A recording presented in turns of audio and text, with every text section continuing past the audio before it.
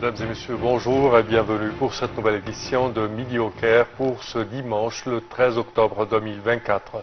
On commence tout de suite avec cette information. Le président Abdel Fattah el-Sisi a déclaré aujourd'hui que l'Égypte classe l'eau à la tête de ses priorités, soulignant que le Nil constitue particulièrement une question d'existence pour le peuple égyptien, car il représente à 98% la source principale de l'eau en Égypte. Dans son allocution diffusée à l'inauguration de la 7e édition de la Semaine de l'eau du Caire, le président Abdel Fattah el-Sisi a souligné que nous devons préserver cette ressource vitale, ce qui nécessite un engagement politique minutieux, des efforts diplomatiques et une coopération entre les pays frères afin d'assurer la réalisation des intérêts communs. Dans ce même contexte, le président Sisi a indiqué que l'Égypte renforce sa coopération dans le domaine de l'eau avec les pays africains, notamment ceux du bassin du Nil, précisant que l'Égypte a mis en place dans ces pays de nombreux projets avec un financement purement égyptien tel que le creusement des puits, l'installation des centres de prévision des pluies et la construction de barrages. Et en effet, l'eau et le climat sont fondaments de la résilience communautaire. L'eau et le climat sont intrinsèquement liés à une gestion efficace des ressources en eau, constitue un pilier essentiel pour le développement de communautés résilientes lors de la Semaine de l'eau du Caire 2024. Le thème central, l'eau et le climat, construire des communautés résilientes, met en lumière l'importance de la gestion de l'eau dans la lutte contre les effets du changement climatique. Pour plus de détails, voici un commentaire. L'eau et le climat sont intimement liés et une gestion efficace des ressources en eau constitue un pilier essentiel pour le développement des communautés résilientes. Lors de la Semaine de l'eau du Caire en 2024, le thème central, l'eau et le climat, construire des communautés résilientes, met en lumière l'importance de la gestion de l'eau dans la lutte contre les effets du changement climatique. Les communautés du monde entier sont de plus en plus confrontées à des phénomènes climatiques imprévisibles tels que les inondations et des sécheresses qui menacent leur survie. Afin de renforcer la résilience des communautés, une approche intégrée est nécessaire, combinant gestion des ressources hydriques, développement des infrastructures et participation communautaire active. L'instauration de pratiques environnementales durables et la création de systèmes d'eau robustes sont au cœur de ces efforts. Par ailleurs, des systèmes d'alerte précoce efficaces sont indispensables pour améliorer la préparation des communautés face aux risques climatiques. Ces mesures visent à assurer la durabilité à long terme en donnant aux populations locales les moyens de faire face aux crises futures. Les systèmes d'eau résilients et respectueux de l'environnement permettent non seulement de répondre aux besoins immédiats, mais aussi de garantir des réponses rapides aux catastrophes. L'importance de ces actions est encore plus cruciale alors que la pression sur les ressources en eau s'intensifie, amplifiée par les effets du changement climatique. La Semaine de l'eau du Caire 2024 sert de plateforme pour mobiliser des acteurs clés et explorer les solutions à ces problèmes pressants. Les discussions visent à promouvoir des actions concrètes pour un avenir plus résilient. Cet événement offre également l'opportunité d'enrichir les connaissances et de renforcer la coopération internationale en matière de gestion de l'eau et de résilience climatique. La convergence d'experts et de parties prenantes permet d'explorer des approches novatrices face à la crise climatique mondiale tout en garantissant un développement durable à long terme.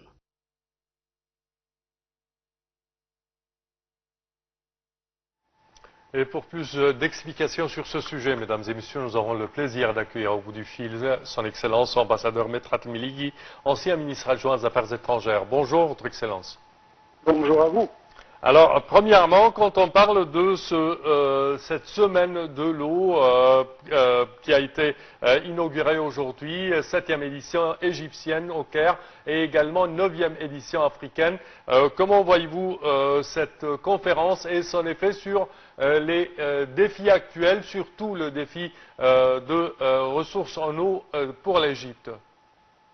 Bon, premièrement, comme on le sait tous, l'eau c'est le secret de la vie.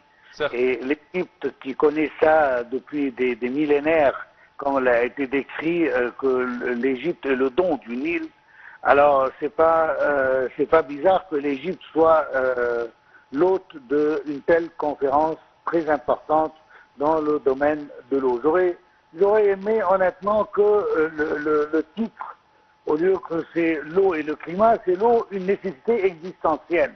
Oui. Ça, c'est le vrai mot dont on doit utiliser en ce moment. Mais comme vous le savez, cette réunion ou cette conférence a été arrangée depuis un bon moment et c'était le titre qu'avait choisi.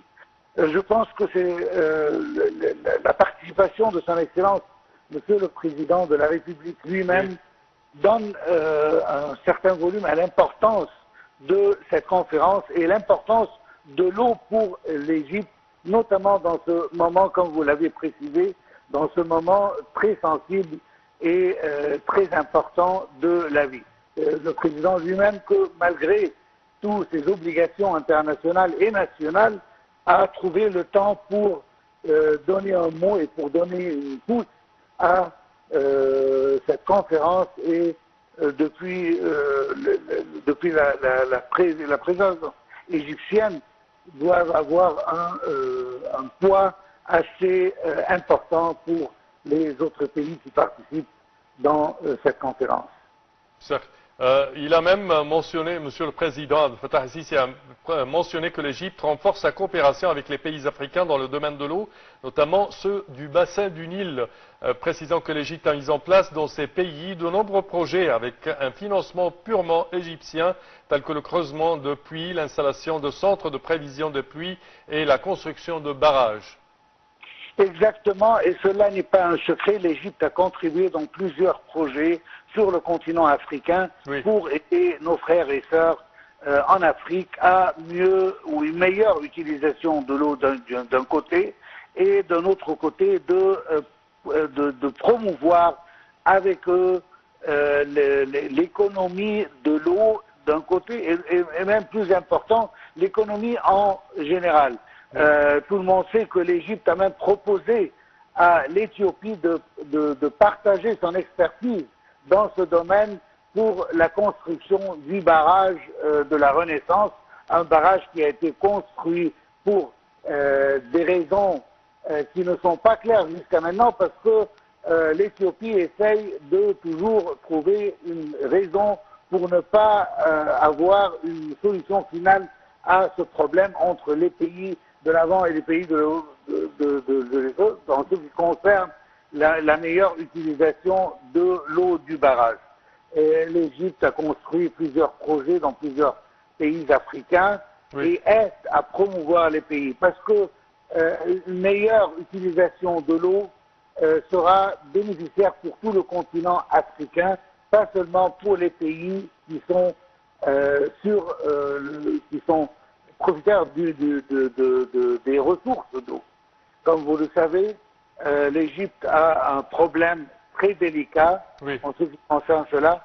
On s'attache à une solution pacifique, mais cela ne veut pas dire que toutes les options sont ouvertes si les parties concernées ne sont pas ne veulent pas contribuer à une fin pacifique et calme à ce conflit et que les actions unilatérales ne peuvent jamais aider à terminer ce problème. Oui, en effet, le mot du ministre des Affaires étrangères, le chef de la diplomatie égyptienne, Dr Badr Abdelati,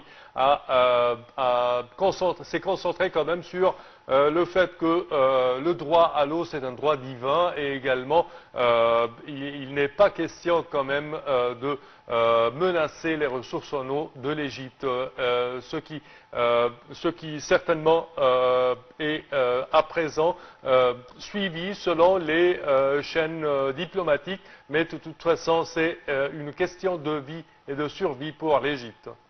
Exactement. L'essentiel pour nous, et je pense pour tous les pays du monde, Oui. c'est de clarifier l'importance de préserver la sécurité et la durabilité de toute ressource en eau internationale, certainement conformément au principe du droit international de l'eau. C'est la règle avec laquelle l'Égypte essaie de régler tout conflit et on s'attache à la résolution pacifique. On essaye de trouver un moyen commun pour convaincre les directeurs et les responsables de cela en Éthiopie de la nécessité de recourir à toutes les ressources amicales et pacifiques pour résoudre ce conflit et ne pas prendre des mesures unilatérales et de nous mettre devant le fait accompli pour gagner du temps. Cela ne va pas marcher parce que comme j'ai commencé mon intervention en disant que c'est une nécessité existentielle, que ce soit pour l'Égypte ou pour autres, mais pour l'Égypte en ce moment, c'est un moment très important. On le sait tous que l'Égypte est le don du Nil. L'Égypte dépend à 97% de ses besoins d'eau du Nil. Et on ne pourra jamais permettre que cela être une menace contre l'existence du peuple et du pays égyptien. Oui, certainement. Monsieur l'ambassadeur Maître Hatmiligui, ancien ministre adjoint aux Affaires étrangères, je tiens à vous remercier de vos explications. Merci à vous. Et chers téléspectateurs, comme on vient de le préciser, la semaine de l'eau du Caire, Cairo Water Week, s'est consolidée comme un événement clé dans le Moyen-Orient et dans le monde entier, attirant l'attention des parties prenantes qui reconnaissent le rôle vital de l'eau dans la vie. Au fil du temps, la CWW est devenue un forum international important servant de plateforme principale au Moyen-Orient, en Afrique et dans le monde pour un dialogue constructif sur les questions urgentes de l'eau. La 7e édition, la semaine de l'eau du Caire 2024, qui commence aujourd'hui, le 13, prévue jusqu'au 17 octobre au Caire, en Égypte, sera axée sur le thème l'eau et le climat. Construire des communautés résilientes. L'événement de cette année vise à explorer la relation complexe entre l'eau et le climat en mettant l'accent sur leur impact collectif sur la résilience des communautés. Les discussions se tiendront au-delà de la reconnaissance en s'intéressant à la nécessité de pratiques durables et adaptives qui fortifie les communautés face aux défis du changement climatique et de la rareté de l'eau.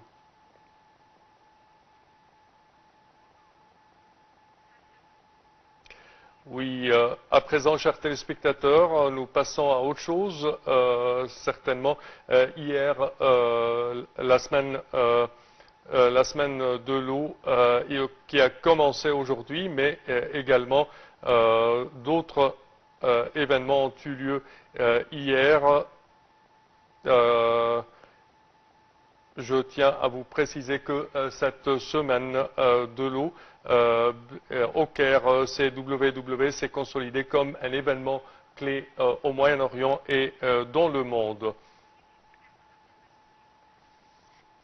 Et à présent, mesdames et messieurs, hier, le président Abdel Fattah el-Sisi a inauguré la gare de Béchtil, 4 fois plus grande que la gare de Ramsès, la gare principale du Caire.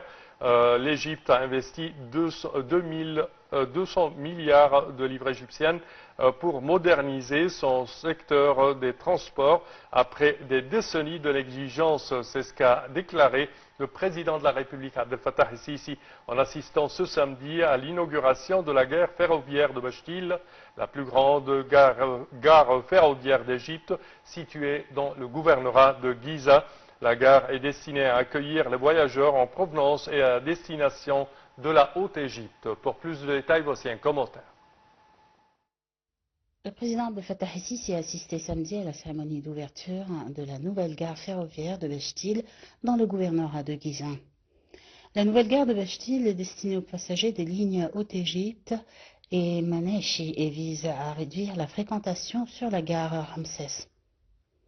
La gare Béchtil est située entre un certain nombre d'axes importants, vu qu'elle est bordée à l'ouest par l'axe du lieutenant-général Kamel Aimer, à l'est par la rue Soudan, au nord par la rue El Motor et le nouvel axe du 26 juillet, et au sud par l'ancien axe du 26 juillet. Les activités d'ouverture de la gare de Haute-Égypte à Béchtil, dans le gouvernorat de Giza, en présence du président, ont connu la projection d'un film documentaire intitulé « La poste de la civilisation », qui présente les informations les plus importantes sur la gare de Haute-Égypte et les énormes projets de transport mis en œuvre par l'État égyptien à travers un système intégré de routes et de ponts et l'amélioration des taux de performance de divers ports conduisant au développement des chemins de fer et des métros souterrains. La gare de Haute-Égypte est considérée comme l'une des plus grandes gares après la gare du Caire. Elle a été construite d'un style égyptien antique pour ressembler au temple égyptien antique et elle est considérée comme l'une des gares les plus récemment construites. La gare est conçue pour se présenter sous la forme d'un musée de style égyptien antique pour être un sanctuaire, en plus d'être une gare et un centre commercial, en plus de la présence d'une pyramide de verre au milieu de la gare à environ 42 mètres de haut et contenant 4 obélisques à l'intérieur. Le président el-Sisi a également assisté à un nombre de projets du ministère des Transports.